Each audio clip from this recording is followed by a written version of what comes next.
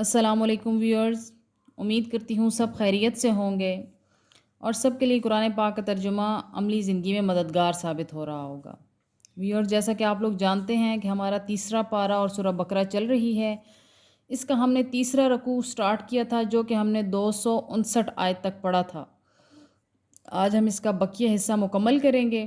پچھلے اس کے حصہ میں ہم نے کیا پڑھا کہ حضرت ابراہیم علیہ السلام اور نمرود کے بارے میں مکالمہ جو ہوا وہ پڑھا، پھر اس شخص کے بارے میں پڑھا جو ایک ہلاک شدہ بستی کے پاس سے گزرا اور اس کے ذہن میں خیال آیا کہ یہ کیوں کر بستی دوبارہ سے اللہ پاک جوڑ سکتا ہے، کس طرح سے اس کو سنوار سکتا ہے۔ تو پھر اللہ پاک نے اسی پہ 100 سال کی نیند طاری کر دی، پھر وہ اٹھا، اس کو اللہ پاک نے کس طرح سے اپنی نشانیاں دکھائیں۔ آج ہم دیکھتے ہیں کہ آگے اللہ تعالیٰ کیا ارشاد فرماتا ہے۔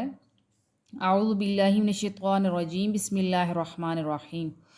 وَإِذْ، اور یاد کرو، قَالَ، عرض کی ابراہیم و ابراہیم نے، ربی، اے میرے رب، ارنی، دکھا، کیفا، کیسے، ارنی، مجھے دکھا، کیفا، کیسے، تحیی، تو زندہ فرماتا ہے، الموتا، مردوں کو۔ قال، فرمایا، اولم، کیا نہیں، تو تم یقین رکھتے؟ قال، عرض کی، بلا، کیوں نہیں، ولیکن، لیکن، لیطمئن، تاکہ مطمئن ہو جائے، قلبی، میرا دل۔ قال، فرمایا، خذو، فخذ، تو پکڑ لے، اربعتم من الطیر، یعنی 4 پرندے لے لے، فسرہن، پھر مانوس کر لے انہیں، الیک، اپنے ساتھ، ثم، پھر، اجعل، رکھ دے، علی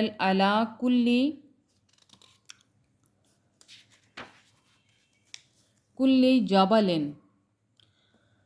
ہر ایک کو پہاڑ پر، منہن، جزءً، ان سے ایک ایک ٹکڑے کو الگ الگ پہاڑوں پر رکھ دو، ثم، پھر، ادعوہن، بلاؤ انہیں، یاتینکا، آئیں گے تیرے پاس، سعین، دوڑتے ہوئے، وعلم، اور جان لے، ان اللہ، بے شک اللہ تعالی، عزیز حکیم، سب پر غالب اور بڑا دانا ہے۔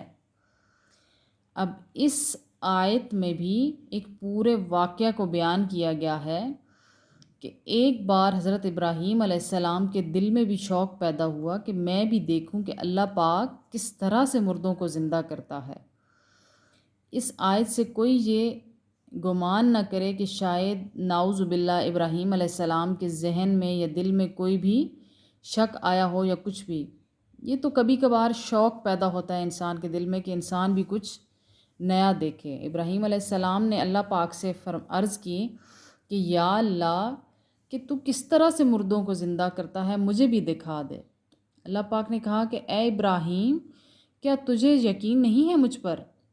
ابراہیم علیہ السلام نے عرض کی، کیوں نہیں اے میرے رب، مجھے تجھ پر پورا یقین ہے، لیکن میں اپنی آنکھوں سے دیکھنا چاہتا ہوں تاکہ میرا دل مطمئن ہو جائے۔ دل تو پہلے بھی مطمئن تھا، اس میں کوئی شک نہیں کہ کوئی شک تھا، لیکن بس وہ اپنے آنکھوں سے دیکھنا چاہتے تھے۔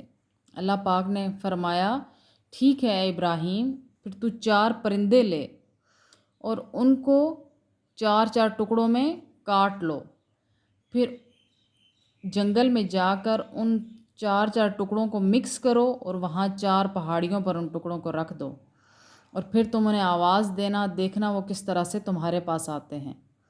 ابراہیم علیہ السلام نے اسی طرح کیا، 4 پرندے لیے، ان کے 4 ٹکڑے کیے اور ان ٹکڑوں کو مکس کیا، پھر ان کو مکس شدہ ٹکڑوں کو تھوڑے تھوڑے 4 پہاڑیوں پر رکھ دیے۔ پہاڑیوں پر جب رکھے تو پھر اللہ پاک نے فرمایا کہ اے ابراہیم، اب ان کو آواز دو۔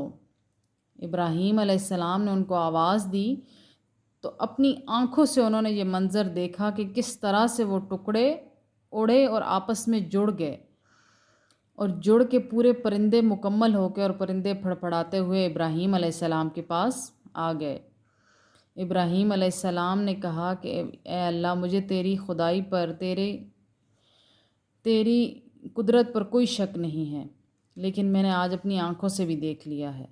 اللہ پاک بے شک زبردست، غالب ہے اور دانائی والا ہے۔ اللہ کی حکمتیں اللہ ہی جان سکتا ہے، ہم نہیں پہچان سکتے۔ اللہ پاک ہمیں بھی اسی طرح سے مکمل یقین اور مکمل ایمان عطا فرمائے، اور ہمیں بھی اس کائنات میں غور کرنے کی اور اللہ کی قدرت کو دیکھنے کی توفیق عطا فرمائے۔ اللہ پاک ہمیں وہ آنکھ عطا کرے جو کہ اللہ کی قدرت کے نظارے اور اس کی خوبصورتی کو دیکھ سکے۔ وآخر دعوانا ان الحمد للہ رب العالمین۔